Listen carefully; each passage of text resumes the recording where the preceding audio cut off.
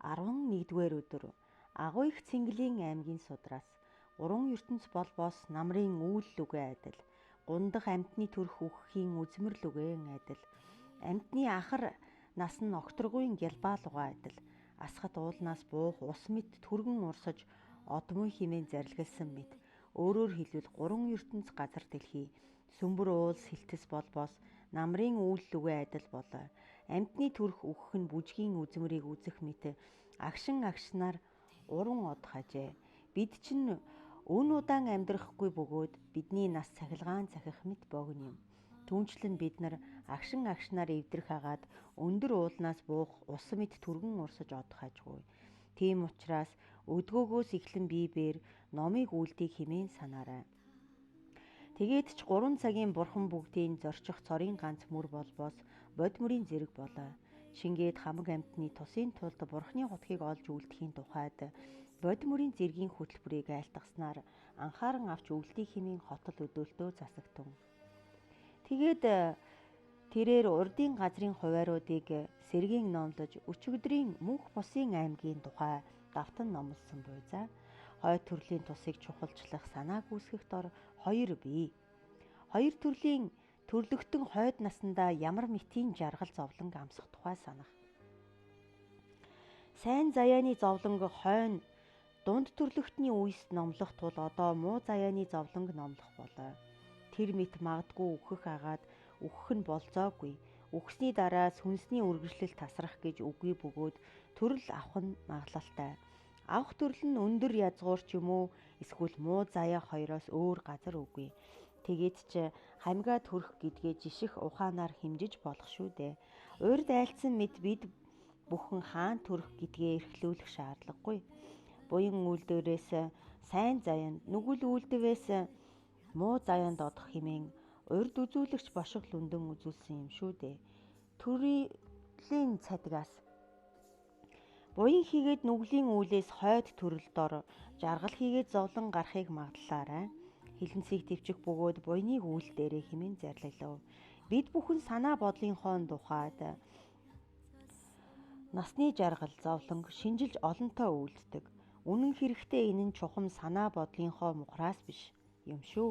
Тийм ч учраас бид чинь хойд төрөлдөө хамгаа одох гэдгээ шинжилхийн тухайд оюун ухаанаа агуу ихээр үүсгээрэй. Хэрвээ шинжилвээс хойд төрөлдөө сайн заяа юм уу эсвэл муу заяаны аль нэгэнд одохоос хэтрэхгүй. Түүнчлэн тэр хоёрын чухам алинд нь төрөх өөрийн эрх барихгүй. Хэрвээ өөрийн эрх барих болбоос хинч муу заяанд байхыг хүсэхгүй шүү дээ. Тийм учраас та хойд төрөлдөө хамгаа төрөх гэдэг чинь үүлээс харгалзах болоо. Хэрв та буян нүгэл холилдсон үйлдэл бол аль хүч ихтэй нь эхлэж боловсрох учиртай. Хэрвээ буян нүглийн үйл нь сацуу болбоос аль дадлага ихтэй нь боловсрох юм. Мөн дадлагын хувьд сацуу бол урд чухам альныг үйлдсэн боловсрох болоо. Авир мэдийн тайлбараас үзүүлбэл үүлийн хүрд амьдралын хүрд нь хүнд. Ойрын алиг хийгээд дадсан алин, урд нь үйлдсэн алин мөн тэр бүхэн урдынхаас тийм боловсрох болоо хэмээн зарлигалсан мэт. Бидний буян нүгэл хоёрын нүглийнх нь хүч их юм. Бид бодол санааны ихэнх нь хүсэл тачаал тэргүүтнээ өөр бодол үгүй. Түүгээр ч үүсч буй үйл бүхэн нүгэл мөн. Хэдийгээр бид бүхэн буян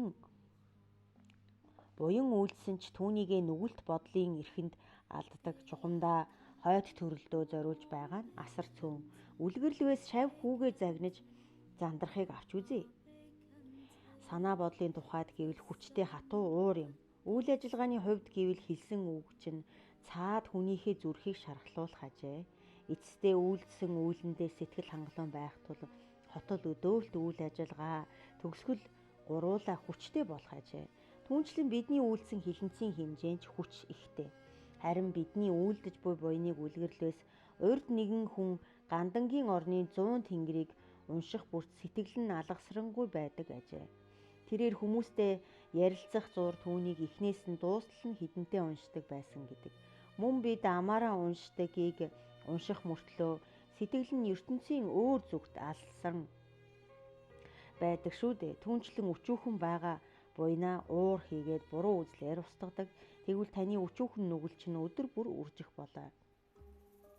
Түүнээс гадна бид бүхэн урьд хорхоо шавж хүмүүн бус усны мангас араатан гөрөөс болж төрхийн цагт нүгэл хилэн засар ихийг хурааж байсан бөлгөө. Түүгээрч барахгүй энэ насандаа нүгэл хилэнцийг маш ихээр хураасан байгаа шүү дээ. Тэр бүгдийг нийлүүлбээс үлэмж хэмжээний нүглийг хураасан болоо. Чингүйл бид бүхэн үххээсээ өмнө нүгэл хилэнцээ асар ариунаар намжиж боомтлож чадахгүй байгаа шүү дээ. Энэ нь бидний чадвараас нэн хитээцсэн зүйл гэдгийг бас мэднэм. Тийм учраас бид буян нүгэл хоёроос нүгэл дор чухам дадлага ихтэйг илт шалгуураар бүтээж байгаа тул гарцаагүй муу заяанд одох болно. Муу заяанд найруулгын мөрийн тэсвэрийг олохоос янар унахгүй нут гэж үгүй. Тэрч байтугай их бодисодваа нар муу заяанд төрж байсан хэмээн зарлигласан болоо. Үлгэрлэл бас өнөө орой гэлэн та тухтай өрөөндөө зөөлөн сайхан орондоо унтаад гинти муу шалтгаанаар үхэж игүүтлээ гэж бодъё. Ердийн үед та өглөө сэрдэг шүү дээ. Чингвэл та өглөө уул жалга бүгд нь улайсч бадарсан газар төрөх ахвал яах вэ? Тэр мэт муу заяанд төрөх ёсыг зураг үзэж буй юм шиг бясалгах гэвэл магад гарахын сэтгэлийн хангалттай төрөхгүй юм. Лүдүбээр хэлэхдээ машид халуун болон хүйтэн тамийн нэгэн өдрийг дурдаарай хэмээн зарлигласан мэт ядам бурхны үүсгэлийн зэргийг дадуулан муу заяаны биеийг дадуулах гэвээс айдас хүйдэс төрөх тул хэрэг ихтэй.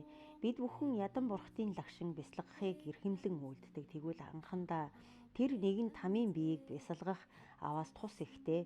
Халуун тамийн зовлонгийн сэтгэлийг уруулах агаад хамгийн ихний магад гарахын сэтгэлийг төрүүлдэг учраас үр дагавар сайн. Түүнчлэн уйтгарыг төрүүлэх тул омог дээрэнгүйг дардаг сайн талтай шивалхабэр басгүй зовлонгийн эрдэм болбоос уйслыг үүсгэх тул дээрэнгүйг арлага юу орчлон дор нэгүүлсэнгүйг төрүүлдэг ба хилэнцгийг цээрлэж буянд баясах хэмээн зарлиглаваас энэхүү чөлөө учирлын шүтээн дор магад гарахгүй хийгээд нэгүүлсэнгүйгээр хялбар төрүүлэхийн уг болбоос зовлон зүдгүүрийг эрхэмлэн дадуулах юм аа. Муу заяаны зовлон дадуулах дор 3 бөгөөд 5 бэр дадгуусны зовлон санах болоо. Тамийн зовлон санах үүнд дор 4 хэсэгтэй. Амьтны их там буюу халуун тамийн зовлон санах. Дахин сэргэх там болбоос энэтхэгийн очирч суурангаас доош 32 мянган бэрийн доор орших болоо. Бусад халуун тамууд нь түүнээс доош 4 мянган бэрээр таслагдан оршихаж тентхийн газар дэлхий уул бүгд улайсч бадарсан төмрөөр хүрээлүүлсэн байх ажээ. Хүмүүний ертөнцийн газар дэлхий болон таны гарын толио шиг бишээ. Тэнд төрөх нь ойртох аваас гүнтэн римбүүчибэр хүмүүний нас бол мөнх бус богинохон нойр мэт тусгүй баясгалантай зовлонтой зүүдээр эндүрсээр гэнэт сэрхийн цагт муу заяан төрсөн байх аваас тэр цагт та бүхэн чухам юу нэгийг үлдэх вэ хэмээн зарлигласан мэт үхэхийн цагт даарч байгаа мэт үзэгдэл ургах тал халууныг хүсэх болно. Энэ нь халуун тамд төрхийн дэмжлэгийг талбих амуу. Тэгээд үхэх нь унтсан юм шиг болно. Ингэснээр та зүүд мэт зуурдын оронд зорчих юм. Дараа нь өглөө нойрносоо сэрэх мэт гинэт там төрснөө мэднэ. Чухамхүү тамийн гал болбоос хүмүүсийн ертөнцийн галаас 7 дахин халуун ажээ. Тэр хоёрыг харьцуулах гэмээр хүмүүний ертөнцийн гал тамийн галыг бодвол зандан горшиша модоор сэрүүцүүлсэн ус төдий юм. Эрт урдын цагт Монгол жибүү бээр халуун тамаас өчүүхэн галын цог хүмүүний оронд авчирсан бөгөөд түүнийг далайн эрэгт тавьж л дээ. Чингэтэл ойр орчмын хүмүүс байж суухын аргагүй болтлоо халуутсан гэлцдэг юм. Хэрвээ бид бүхэн тэр адилын бадарсан галын дунд төрөх даруй үлдэгдэлгүй шатах юм аа. Хэрвээ овор багтай байвал арай дээр байх юм. Тэгвэл таны бие луга адил болно. Түүнчлэн бидний хөлийн уул давхар арьсаар бүрхэгдсэн байх ахвал дээр байхсан. Чингвэл таны бие хөхний сүүнээсээ гараагүй нялх хүүхдийн эмзэг арьслуугаа адил байх болоо. Ерөнхийдөө бие нь маш том тул халуун тамийн шатаж үйлдэх зовлон тэсхүүе бэрх юм. Машид эмзэг арьстай тул тэсвэр багтай зовлон хийгээд шатааж үйлдэх галын элч машид халууны зовлонг тэсвэрлэх боломжгүй юм а. Тэр адилын 8 там бий. Дахин сэргэх там. Хэрвээ дахин сэргэх тамд төрөх ахвал тамийн сахиулчин үгүй агаад муу үлийн ирэхээр тэнд төрсөн амьтад чанагш янагш нэг нэгнийгээ үзэх даруй уурлаж гартаа барьсан бүхэн нь мис болон хуурснаар хоорондоо нанчилдаж улмаар нэг нэгнийхээ биеийг хэрчиж таслаж дараа нь газар үхэтхийн унцгаах болоо. Чингэтэл огтрогуугаас та бүхэн сэргэх болтугай хэмээх дуу гарах аваас сэрүүн салхи гарч биеинд хүрснээр шалтгаалan мах ясн буцан нийлж хуучин хэвэндээ орж дахин сэргэмүй. Басгүй урдын мэд үйлдэснээр өдөр бүр хэд хэдэн 100 удаа үхэтхийн унаж хэдэн 100 төрлийн үхлээр үхэх бөгөөд хэдэн 100 удаа дахин сэргэх болоо. Хэрвээ бид бүхэн тэнд төрөхүүл мисээр зүсүүлж хэрчүүлж үхэтхийн унах сэргэх тэргүүтний доройтлоор нэрвэгдэх аюулыг төсөөлөх хэрэгтэй. Хэрвээ бид энэ насандаа жижиг хутгаар дөрвөлөх аваас ганц удаа л үхэх болно. Харин тэнд төрөх гэмээр санаанд үл багтам зовлон зүдгүүрээр тарчлах болоо. Энэ тамд бид бүхэн өдөр бүр олон удаа үхэх бөгөөд үхэх бүртээ тэр мэтийн зовлон амсах болё. Насны хэмжээний хувьд гэвэл хүмүүнийхтэй харьцуулахын арга үгүй. Хаанд илгээгдсэн захилаас дурдвал нэгэн өдөр богино жадаар 300 удаа нэвтлүүлэн сүлбүүлэх зовлон амсах юм а. Тамийн нажид зовлонгийн өчүүхэн хувь нь дорж тэнцэн гэж хаанаасаа байх вэ дээ хэмээсэн болоо. Хар шугамт там. Үүнээс хойш тамийн сахиулчид болох заан толгойт аваа хийгээд гахаа толгойт ягшаа тэргүүтэн байх болно. Эдгээр тамийн сахиулчид болбоос уул мэт биетэй, эргэлцсэн улаан нүдтэй, аимшигтай дүр байдалтай бөгөөд цох нүд хэмээн хашгирах ажгүй. Чингэхэд та бясалгалдаа айн зочих агаад таны биеийг хідэн хэсэг тасдах гэж байна хэмээн тодорхой тайлбаарай. Түүнээс тамийн сахиулчид бээр таныг барьж аваад төмөр газар дээр гидэргээр чинь хэвтүүлээд том биен дээр чинь улайсан төмөр олсоор хар шугам тавих юм. Тэгээд биен дээр чинь хар шугам бий болбоос тамийн сахиулчид бээр мужаан модыг хардаг мэд тэрхүү хар шугамыг харах буй за. Зарим нь хөрөө, зарим нь сүх, ойл барьснаар хар шугамын дагуу хэрчих ажээ. Ингэснээр таныг хідэн хэсэг салсан бие хийгээд таны цусны дусал чинь улайссан төмөр газар дээр унахад сүнс чинь холбогдсон хിവэрэл байх юм. Энэ нь зүүрлэшгүй зовлон учруулах ажгүй. Энэ тамд төрхийн уг нь 10 хар нүгэл хийгээд морь чөдөрлөж ташуурдах тэргүүтэн болоо. 3 дарагч там. Тэнд ихэвчлэн хүний амь тасдаж үйлдсэний асар боловсрлоор төрөх болоо. Ямааны толгой хэлбэртэй 2 уул байх бөгөөд тэр 2 чанагш янагш хоорондоо мөргөлдөх ажээ. Тэндээс цугтах ямар ч боломж үгүй агаад 2 талаасаа ч шахагдах аж. Түүний дараа 2 уул салах үед бие нь буцаж сэргснээр урдын хэлбэртэй орно. Дахин мөргүүлж шахуулж зарим нь тээрэмдүүлсэн юм шиг бутран ойчиж, зарим нь бутартлаа нүдүүлсэн гичийн үр шиг бутран тарж, зарим нь төмөр ирээр хэрчүүлж шахуулсан юм шиг салан ойчгаж. Урд амь таслахтаа элдвийн мис багаж хэрэглэж байсны үр дүнд тэнд зүүрлэшгүй зовлон идэх амой. Үлгэрлвээс та 2 хурууныхаа хооронд бөөсийг нухлаж байгаад алах юм бол хожим тамд 2 уулын завсар шахагдан тамлагдах болно. Уйлагч там. Таныг үүд хаалга үгүй улайсч бадарсан төмөр байшин дотор оруулан та тэнд зүүрлэшгүй зовлон зүдгүүрийг амсах болоо. Чингээд та тэндээ гитлэх ямар ч арга үгүй болсон гэдгээ мэдснээр сэтгэлийн их зовлон идэлж уламаар уйлан хашгирах ажгүй.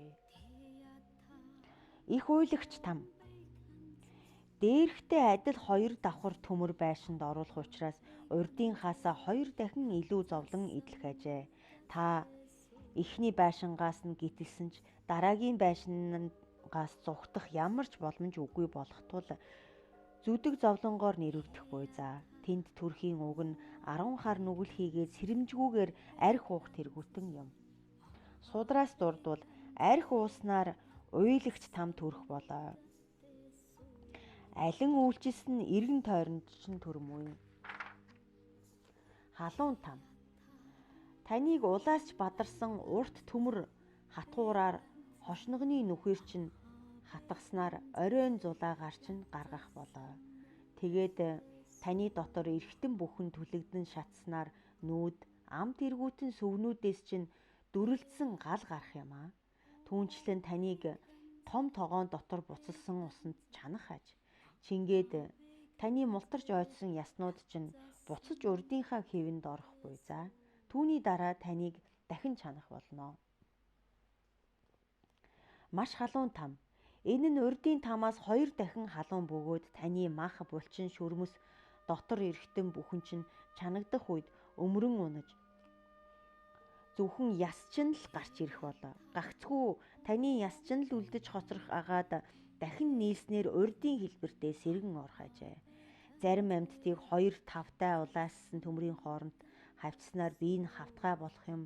Түүнчлэн заримыг нь улаасч бадарсан төмрөөр ороох бөгөөд яс мах нь нухсан гурил шиг шахагдан гарч ирэх бүлгөө.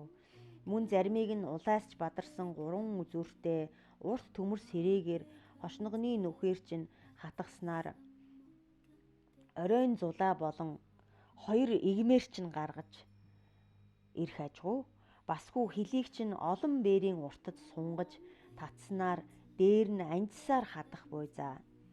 Зарим нь улаасч бадарсан номын хавцас мэт 2 төмрийн хооронд номын хуутас мэт шахуулж авчуулах ажээ. Энэ мэтчлэнгээр элдвийн зүүрлэшгүй зовлонг амсах болё. Повонхо гэгэн бэр хэрхэн лайжингийн бараа бологчдын нэг Гоголган энд төрсөн тухай айлдаг. Нэрмэлтгүй там. Энэ тамд амс хийх үе гэж үгүй агаад дээрх тамуудаас зовлон зүдгүүрийн хувьд нэн их болоо. Бид бүхэн чулуу ч юм уу эсвэл төмрийг галд оруулбас галлуугаа ялгалгүй болдог бидтэй. Түүнчлэн энд төрсөн тамийн амьтдын бие гал юугаан ялгалгүй болдог ажээ. Энэ тамд амтэн буй эсхийг гагцхүү дориотож ёолсон дуугаар нь амтэн байна гэж мэдэх юм. Тэгээд ч 4 зүг 4 завсрын зүг дээр доор хийгээд өөрийн биений доторх гал тэргүүтэн 11 галаар зулын гол лугаа адилаар шатаах ажгүй. Тентхийн зовлон зүүрлэх ямар ч боломжгүй юм. Хаан дэлгээсэн захилаас амгалан бүгдийн дундаас шунлыг барахуул амарлангуй жаргалын эзний дээд болоход нажид зовлон бүгдийн дундаас авч үзэхүүл нэрмэлтгүй тамийн зовлон тэсхүүе бэрх хэмээн зорилгилсан мэт өөрөөр хэлбэл машид халуун тамийн зовлон багтааснаар 3 ертөнцийн зовлон нийлүүлсэн ч нэрмэлтгүй тамийн зовлон үлэмж болоо. Эдгээр тамд тэр адилын зүдэг зовлонтой боловч бид бүхэн яалаа гэж тэнд төрөх вэ гэж бодох буй за. Тэгвэл бид нар үхэж эгүүтгээд тэр адилын тамд хүрэхгүй химээхийн баталгаа байхгүй бидэнд. Мөн бид бүхэн муу заяанд олдохгүй гэхийн нут байхгүй шүү дээ. Түүнчлэн бид чинь тамд магадтай төрөх угийг хураасан агаад тэр нь доройтоогүй үл барам хүч ихтэй байгаа. 10 хар нүглийн аль хүч ихтэй нь тамд дунд зэрэг нь бэрдэд харин баг зэрэг нь адгуулсан төрөх учиртай. Ангид номлохын санварын баг зэргийг гим гаргаснаар түүнийгээ басамжлах аваас дахин сэргээх тамд өрдөг. Тэгвэл ангид тонилохын санварын ялагдлын унлыг гаргасан мөртлөө түүнийгээ басамжлах ахуул нэрмэлтгүй тамд төрөх юм. Тиймээс бид сэрэмжтэй байх ёстой. Мөн бидний сэтгэл үндэст ангид тонилохын санвар хийгээд нууц тарины санварыг унлууд бодисодва дор уурлаж хэлгэнсэн лам дор бишрэлгүй байсан тэргүүтэн хачир их хилэнцгийг Өдий төдийхнөр нь хураасан байгаа шүү дээ. Хэрвээ бид бүхэн нуус тарины үндсэн унлыг гаргах ахуул наминчилж боомдлохоос янар хугацааны агшингийн тоолуугаас ацуу галав дор нэрмэлтгүй тамд төрөхгүй за. Түүнчлэн бид чинь ангид тонилохын санварын гим унлуудыг урд нь өдий төдийхнөр гаргаж байсан бөгөөд тэдгээрийг басамжаснаар цаазаас хитэрсэн тул дараал нь 8 халуун там төрхийн угийг хураасан байгаа шүү дээ. Тэр мэд тамд төрснөөр муу үлээ барагдах хүртэл бие луга сүнсний барилталгаа тасрахгүйгээр нажид зовлон амсах хэрэгтэй болно. Хаан дэлгэсэн захилаас дурдуулан. Тэр мэд тэсхүүе бэрх зүдэг зовлонг тэр бум жил дахин амсхан ч эдгээр хилэнц нүглээ барагдах хүртэл өдий төдий хугацаанд амь луга үл харгацах хэмээн зарлигласан ажээ. Тамийн насны хэмжээ нь маш урт бөгөөд 8 тамийн дундаас хамгийн богинохон настай нь дахин сэргийх там юм аа. Тэгээд ч хүний 50 нас болбоос 4 махараанц тэнгэрийн нэг өдөртөө тэнцэнэ.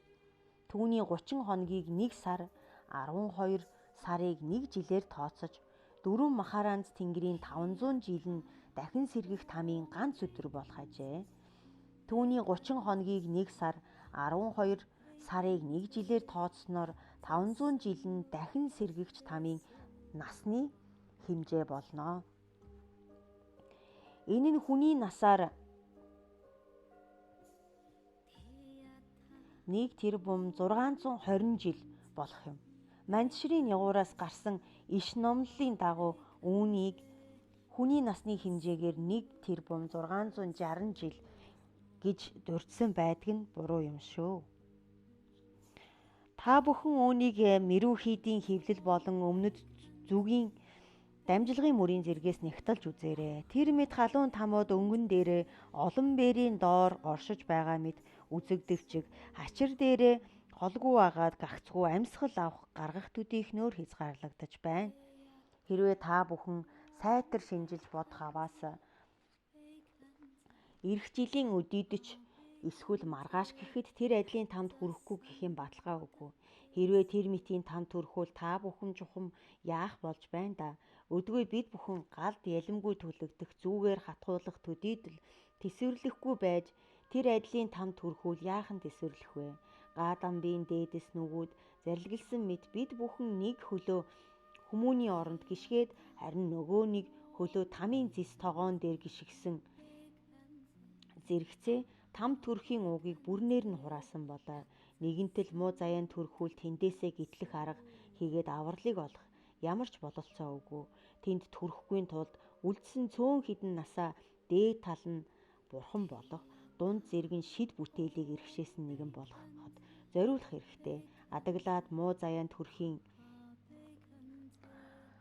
буцаах арга болсон наминчлал тэргүүтэн дор шамдаж үлдээрээ. Ойр орчмын там. Халуун тамийн гадна талын төмөр хүрээг хүрээлүүлсэн ойр орчмын тамууд орших болоо. Галт нурам, хүүрэн балчиг, гутганы ирээг дэлгэсэн тал, гатлашгүй гол мөрөн химээх ойр орчмын тамууд орших ажээ. Тэгээд ч халуун тамд төрсэн амьтдын үйл нь нэмэрэх агуул их тамаас гитэлсээр ойр орчмын тамд одохгүй за. Мөн эхнээсээ тэнд төрөх амьтдч бий. Халуун тамаас гитлэхэд бэлэн болсон амьтад зугтах санаа төрдөг агаад улмаар халуун тамийн үүдээр гарч галт нурам нь тамд ирэх ажгүй. Чингээ тэдний өвдөгнөөс доошох хэсэг нь түлэгдэх агаад дахин хөлөө татаж авах бүрт идэх юм аа. Тэр мэт алхах бүрт хөлн түлэгдэх буй за. Ингэснээр их зовлонгоор нэрвэгдснээр түүнээс гитлэхийг горилон олон зуун мянган жилийн турш галт нурмыг гатлах ажээ. Хизээ нэгэн цагт галт нурмаас гитлэх агаад хүүрэн балчигт очиж хүзүүгээ татсан бузар азар балчиг дотор гидэргээрээ хүрэх болно. Тэр үед хорхоо шавж шов хушуутай шувуу хурч ирээд биеийг нь цоолж тас татан идэх ажээ.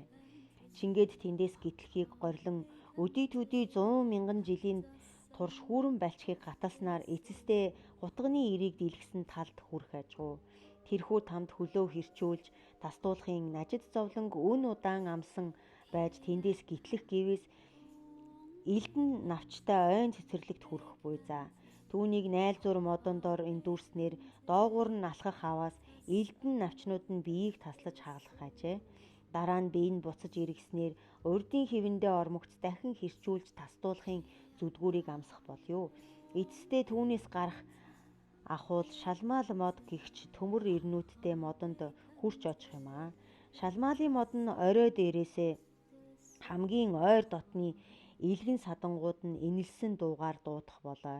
Тэгээд мод өөд авирах үед ирнүүд нь доош чиглэж биеэ хэрчүүлж таслуулахын гашуун зовлон идлэн байснаар орой дээр нь гарваас аимшигтай шувуу нисч ирээд нүд тарих тэргүүтнийг нь цоолж идэх буй за. Дараа нь модны доороос янаг садангууд нь дуудмагц доош буух гимээр ирнүүд нь дээш босч биеийг нь хэрчиж таслах болё. Чингээ доош буумагц нохоо араатан тэргүүдэн хурж ирснээр хөлнөөс нь дээш зулгааж идэх болно. Амьтад үүлээ барах хүртэл дээш доош аврахын гашуун зовлон амсах болоо. Хэрвээ мисээр хорлол үзүүлэх аваас дээрх 3 тамийн аль нэгэнд төрөх болно хэмээн тооцох хэрэгтэй. Тэндээсээ гитлээд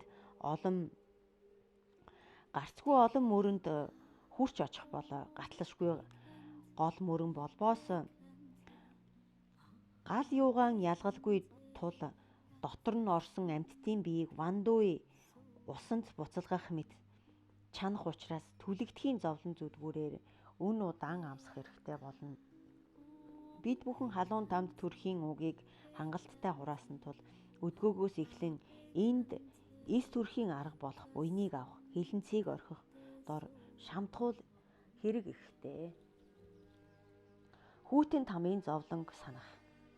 Хүүтэн там нь халуун тамын тушаа хойд зүгт байх болно. Тийм учраас манай орон асар хүүтэн шүү дээ. Мөн хүүтэн там нь дээш, доош 2000 бээрээр таслагдсан байх ажээ. Тэгвэл халуун там болбоос 4000 бээрээр таслагдах атал яахан хүүтэн тамтай тушаа орших билээ гэж бодож магадгүй. Халуун тамын суур газраас газрын хооронд 4000 бээр таслагдах л да. Хэдийгээр хүүтэн там болбоос 2000 бээр таслагдаж байгаач там бүр нь 2000 бээр гаруй өндөр цастай уултай тул халуун тамтай тушаа орших нь зүйн хэрэг. Тэнд унах нь ойртсон амьтад үхэхийн цагт хүүтнийг хүсэх тул тэр нь хүүтэн тамд төрхийн дэмжилгийг тайлбаж байгаа нь тэр. Чингээд таагаа зуурдын орныг зүүдлэх мэт амсах болё. Тэгээд сэрэх үедээ хүүтэн там төрсөн байх болно. Цас мөсөөр хучигдсан олон бээр өндөр уулаар хүрээлүүлэгдсэн байх аж. Мөн нар сар гэрэл гал тэргүүтэн үгүй агаад өөрийнхөө гарыг тэнээлгэх хумхад ч үзэгдэхгүй түнэр харанхуй амьдрах болно. Газар дэлхийн мөсөөр хучигдсан дээр нь цасан шуурга өмдсөн завсарт нь хүүтэн салхи хүлээх болно. Тэнд илч гэж үгүй бөгөөд гал нар дулаан хувцас гэж огт байхгүй. Тэр мэт 8 хүүтэн там байх бөгөөд тамууд нь дараалан хүүтэн болсноор биен дээр нь цэврүү үүсэх болоо. Цэврүүд там болбоос биен дээр нь үүссэн цэврүүнүүдээс цус, шар ус нэвчиж гоожих аж. Цэврүү нь хагарч там бол дээрх тамаас хүүтэн агаад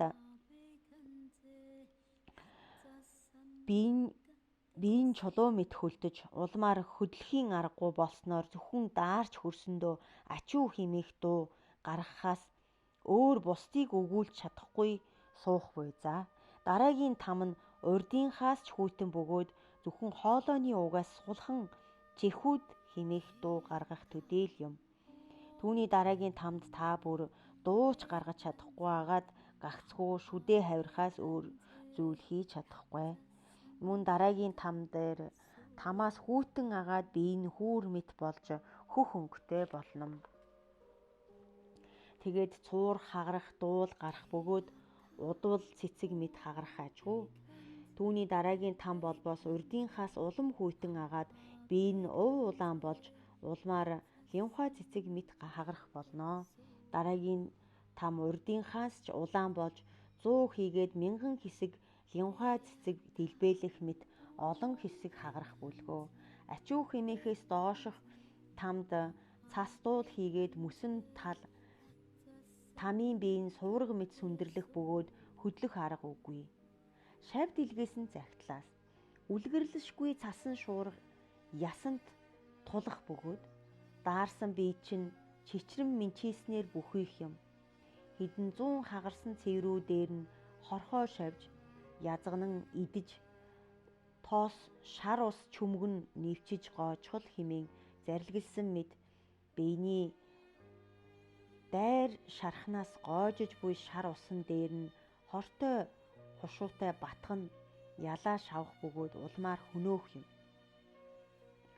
Газар тусаж гойцсон цусан ч хүртэл сүнстэйгээ холбоотой байх ажгүй. Тэнд төрсөн амьтад хөлдөх хагархийн тэсэшгүй зовлонг эдлэх бол юу? Түүгээрч барахгүй элдвийн өвчнөөр нэрвэгдэхийн зовлон амсах хэрэгтэй болно. Тэнд төрхийн угийг төрлийн цадгаас дурдвал үгүйсгэх үзэлтэн төрөл тутамдаа харанхуй хүйтэн салхитай газар төрж ясн ялдарч өвчнөөр нэрвэгдэх тул тэрхүү үзэл нь надад тустай гэж юу хэмээн зарлигласан мэт өөрөөр хэлбэл үүлийн үр тэргүүтнийг үгүйсгэх үзэл, буруу үзэл, тасархай үзэл тэргүүтнийг барьснаар уршигдхаажээ. Басгүй бид бүхэн ч тэнд төрхийн угийг хангалттай хураасан агаад тэр нь доройтойгүй байгаа шүү дээ. Бусдын хувцсыг хулгайлах, шүтээний баримтаг хувцсыг тайлах, бөөс тэргүүтнийг хөлдөө, хүйтэн газар гаргаж хаях болоо. Хүйтэн тамийн насны хэмжээг шарваагийн газраас амьтны их тамд төрсөн амьтны наснаас хагас дахин бага хэмээн зарлигласан болоо. Басгүй авир дармаас дурдвал савтай дил будааг 100 жил тутамд нэг ширхэгийг гаргаснаар барах ахвал цэврүүт тамийн насны хэмжээ бөгөөд бусад тамууд нь 20 дахин урт болоо хэмээн зарлигласан мэт. Магаадаа орны 80 ачмаг хэмжээтэй савнаас 100 жил тутам нэг ширхэг дил будааг гарган баймайжин хоцроолгүй барах хэрэгтэй болно. Ачмагийн 8-1 15 мянган орчим дилийг агуулдаг буй за. Тэр нь хүйтэн тамийн цэврүүтийн насны хэмжээ болох учиртай. Бусад тамууд нь 20 дахин урт хэмжээтэй гэж зарлигласан юм. Алаг цоог тамийн зовлон санах. Энэхүү там нь хүмүүний оронд хийгээд далайн эрэг орчмоор байдаг болоо. Эрт урдын цагт хэсэг бусаг худалдаачид худагт гиндэн цог далайн нэгэн арал дээр хамт очихыг урьсан буй за. Хамт явсан худалдаачид нь төрүүлээд явсан тул тэрээр хуурай газар дээр хөл тавьмагц сэтгэлд зохистой нэгэн сүм хийгээд байсан ажгүй. Тэрхүү сүм хийдийн 500 хуургууд түүнийг сүмдээ урьсан юм. Өдөр дунд тентхийн гэлэнгүүд хоорондоо хэрэлдэн тэмцэлдэж оройн нь бүх зүйл урдынхтайгаа адил болсныг болгоосон ажээ. Түүний угийг асуух аваас урд од сүрэнгийн шажны үед гэлэнгүүд гүнцэгний цагаар хоорондоо зохицолдохгүй хэрэлдэн тэмцэлдсэний үр дагавар хэмээжээ. Басгүй хан туурга, баган, нүдүүр, ос, шүүр, усны хоолой, сав суулга айдлын тамуудыг болгоосон гэдэг. Тэрээр аяллаасаа буцаж ирээд шагж түвээс тэдгээрийн учрыг асуух гэмээн баган мэд тэргүүтнийг урд бэлтгэл үйл ажиллагааны үед номлосон болоо. Нүдүүр мэд амьтан нь урд лам байсан бөгөөд тэрээр нэгэн гицлийг түүний өрөөнд хурч ирээд үрийг нүдэж нухлаж өгөхтөн хэмээн тушаажээ. Гэвч гицэл яг тэр үед зав чөлөө муутай байсан тул хэсэг хугацааны дараа хийж өгье гэж хэлжээ. Гэтэл тэрхүү лам байж суухын аргагүй болтлоо уурлаж. Хэрвээ надад нүдүүр байсансан бол би чамайг бутарталч нь нүдэх байсан юм хэмээн муухайгаар зандарч хураажээ. Ингэсний үрээр тэр лам нүдүүр мэт амьтан болсон ажээ. Чингээд Пуванха гэгээн эдгээр амьтад од сүрэн бурхны шажны үеэс өдгөө хүртэл энэ айдлыг амсаж буй тухай айлдлаа. Басгүй төрсөн цагаас 100 сая алтны үн бүхий чимэглэлтэй их эрдний эмэг зүүлсэн Готигарна хэмээх нэртэй Сартвах эрдэн авахаар далайд аялжээ. Тэрээр далайн эрэгт туйлдаж ядарсандаа унтсан болоо. Гэнэт сэрх аваас бусад худалдаачид нь түүнийг аль хэдийн орхиод одцгоосон байв. Тэдний мөрийг хар салхи баллсан байжээ. Тэрч байтугай түүний ачлагын илжиг нь хүртэл үнэрлэж чадахгүй байлаа. Тэрээр замаа олохгүй бидэн явсаар нэгэн орд харшид хүрлцэн иржээ. Ордонд нэгэн ир 4 охин тэнгэрээр хүрээлүүлснээр тэнгэрийн мэт амгалан жаргалан эдлэж байв. Харин тэрхүү орд харшин өдөр нулаасч бадарсан төмөр байшин болон хувирснаар 4 охин тэнгэр нь 4 хүрэн нохоо болон хувирч, харин тэр хүмүүн нүрээрээ газар унах үед нохоонууд түүний махыг өмхөөр зулгааж эдцгээсэн ажээ. Нар шингэмэгц бүх зүйл урдын хэвэндээ орохыг үзсэн тул тэр хүмүүний учрыг лавалсанд эрт урдын цагт оршихуйн хотод тэрээр амтэн нядлагч байсан агаад худагт Гадаянагийн зарилгаар шүн ам таслахгүй санварыг авсан юм. Өдөр нь ам таслахгүй байж чадахгүй тул санварыг аваагүй үрээр тэр мэтийн зовлон эдлэж байгаа нь тэр хэмээжээ. Тэрээр оршихуйн хотод нядлагч хийдэг хүмүн би. Түүнд ам таслаж